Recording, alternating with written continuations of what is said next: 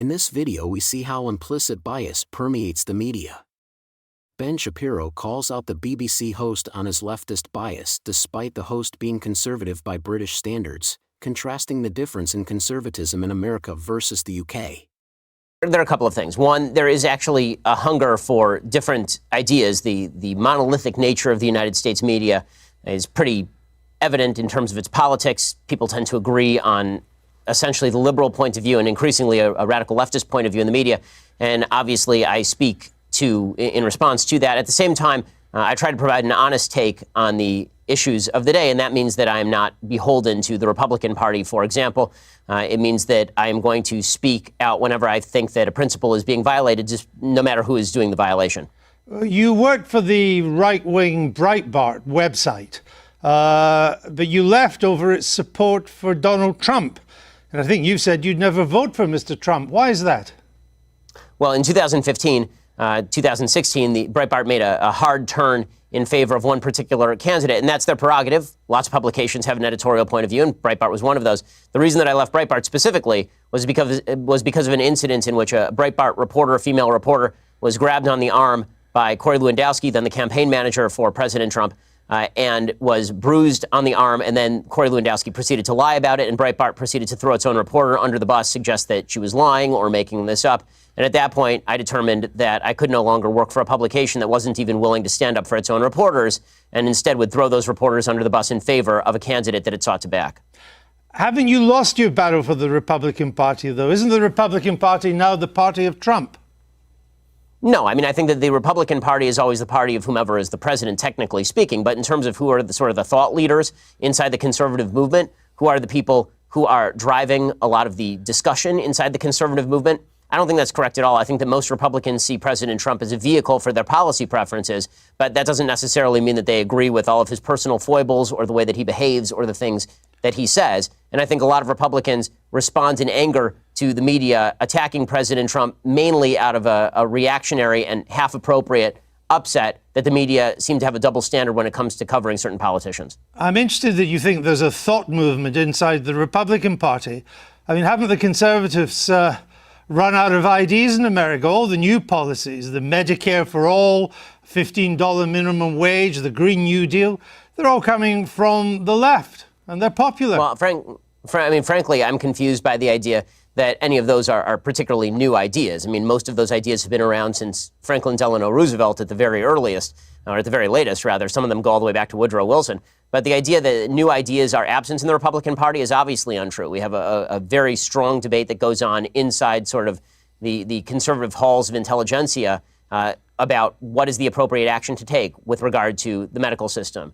Should global warming be considered a real threat, or should global warming be considered something that technology will solve? And if so, what are the best aspects of solving that? Now, there's a rich intellectual debate on the right about nationalism versus patriotism, for example, or populism versus free marketeerism. That debate is happening on the right to sort of suggest that the right in America is bereft of ideas, but the left is full of ideas. Number one, not all ideas are good ideas. I mean, AOC is pretty good evidence of that.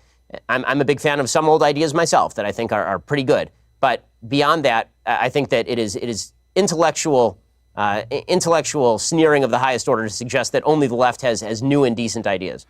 Some of the ideas that are popular in your side of politics would seem to take us back to the Dark Ages. Georgia, new abortion laws, which you are much in favor of, that a woman who miscarries could get 30 years. A Georgian woman who travels to another state for an abortion procedure could get 10 years. These are extreme hard policies.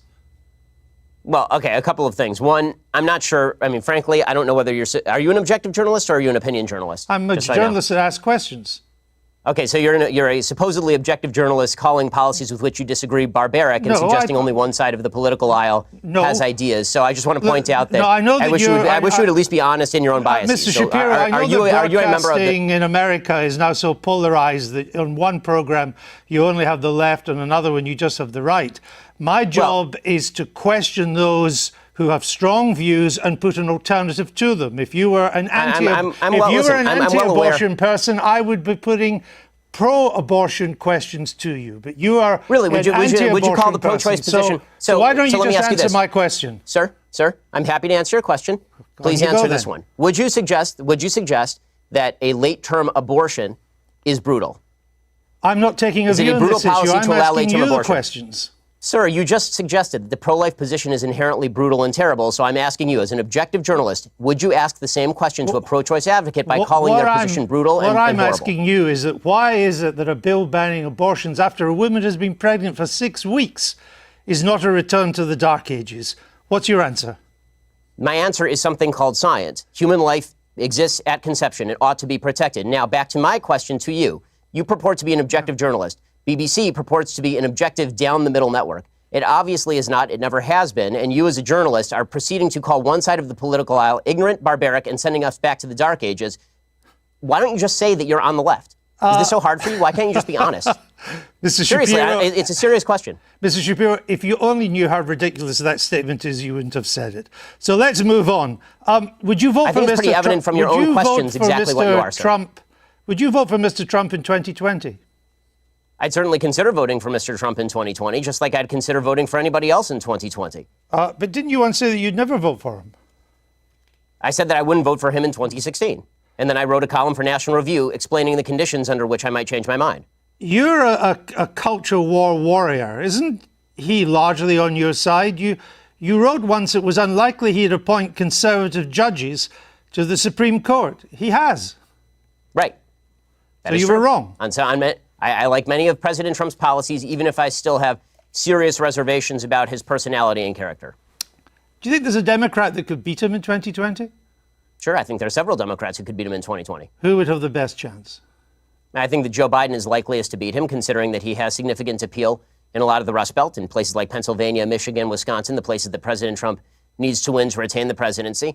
And Joe Biden also has a long history in politics, which means that the American people already have sort of a preconceived vision of him. President Trump, as a campaigner, is very good at dragging unknowns through the mud or at exposing details about people that are previously sort of covered up. But when it comes to Joe Biden, he's been well exposed for a very long time. Most people know him, and he's not nearly as unpopular even going in as Hillary Clinton was in 2016. So if it was a close race between Mr. Biden and Mr. Trump, you would, from what you say, I think, probably go for Mr. Trump. Yes, I would vote for Mr. Trump if it were a race between Biden and Trump, because I think that the damage that President Trump has done to the country on a character and rhetorical level has already been done and cannot be undone. I don't see it as getting worse day by day. That is the new status quo, unfortunately. Now the question becomes which policies I would most like to see enacted, and Trump's policy preferences are closer to my own than Joe Biden's are. Now, you're a star of new media, of conservative new media. You and others on the left and the right, you position yourselves as supposed tellers of hard truths. But haven't you all just really coarsened public discourse in America and exacerbated its divisions? You know, it's kind of odd to be hearing about me coarsening public discourse when you call policies you disagree with brutal and bringing us back to the Dark Ages, sir. The point, I don't want to return to it, but the point was to put a position for you to reply to it. And I thought we'd covered that. I'll put some of the points too, because on your videos, characterization of issues is part of the problem in the coarsening of public debate. Well, maybe it's also part of your problem too, because we have from your YouTube videos, Ben Shapiro destroys the abortion argument. Ben Shapiro destroys transgenderism and abortion. Is that not a kind of coarse public discourse? Well, are those videos labeled by me? I have no idea. But why are you picking out? Why are you? I have a question. Why are you picking out random YouTube videos put up by people who are not me? Are you and then attributing the titles to me? Are you unhappy with the way they've been described? I think that people can describe me however they please. It's a free country, and I'm all in favor of a public debate. If you watch the actual clips, they are generally civil conversations between me and somebody who disagrees with me. You say in your new book, you suggest that America's largest struggle at the moment is, quote, the struggle for our national soul. We are so angry at each other right now. And I think that's true. I've just returned from the United States. But aren't you part of the problem with the way you go about your discourse, not the solution? I think we can all do better in our discourse, but the fact that I've reached out to so many people across the aisle to have conversations with them is pretty evident. The fact that I was willing to walk from a publication that was paying me money over principle is pretty evident. The fact that I've called out President Trump, a member of a party of which I am a member, repeatedly when I think that he has done things that are immoral, I think is decent evidence that I'm looking at least for a civil conversation. Well, as you say in your book, you say that there's quite a key phrase, we are so angry at each other right now. But as I say, aren't you part of that anger? Aren't you encouraging that anger? For example, you described Mr. Obama's State of the Union address in 2012 as fascist mentality in action.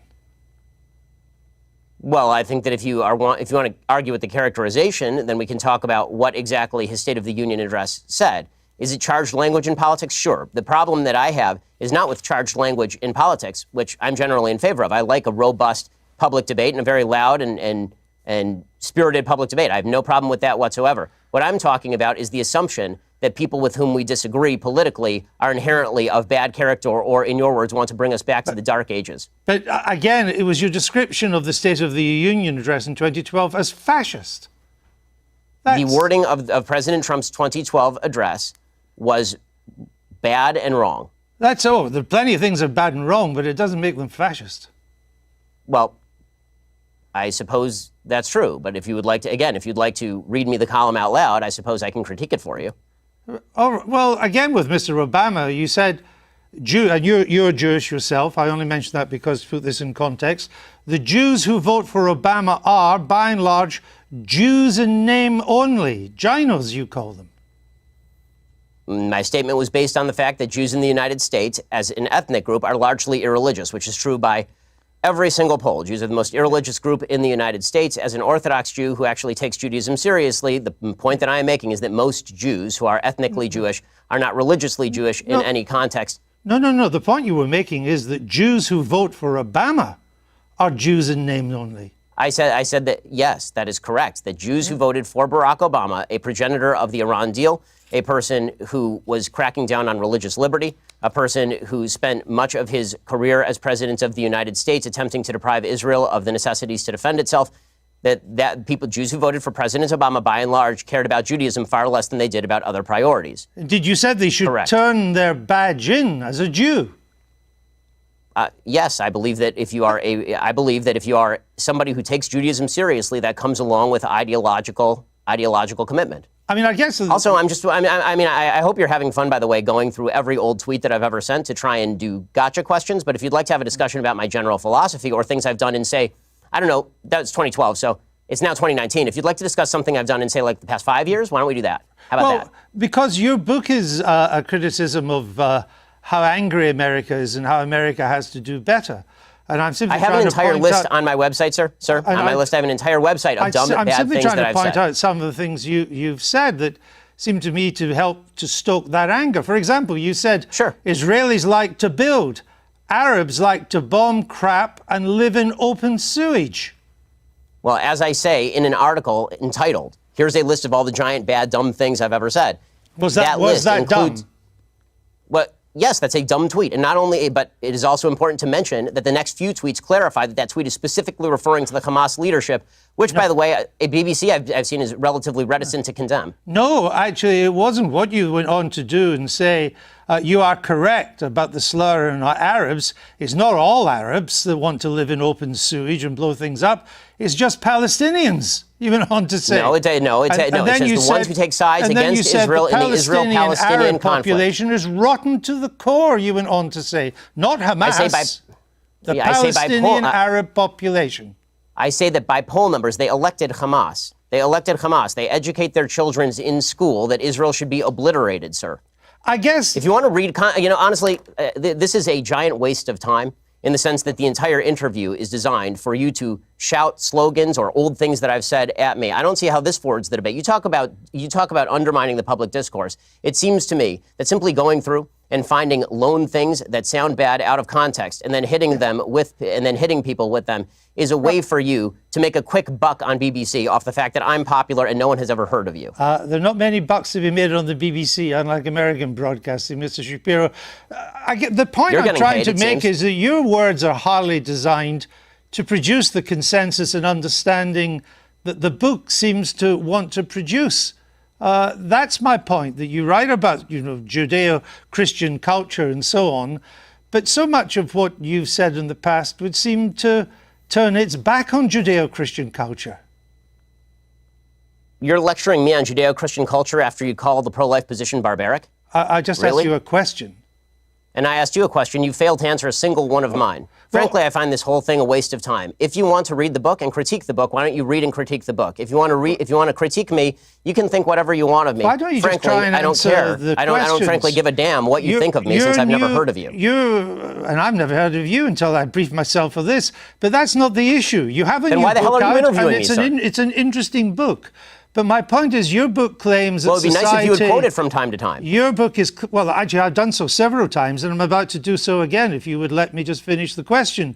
Your book frankly, I don't claims think that this, you know what? society Honestly, is turning its sir, back on Judeo-Christian values. Yeah, What are those values? considering what are the values it's turning its back on? I'm not inclined to continue an interview with a person as badly motivated as you as an interviewer. So I think we're done here. I appreciate your time, sir. Shapiro continuously rebukes the host as a leftist and for referencing old comments out of context. The host stokes the divisiveness he's condemning Shapiro for, all the while displaying the rift between UK and American conservatism.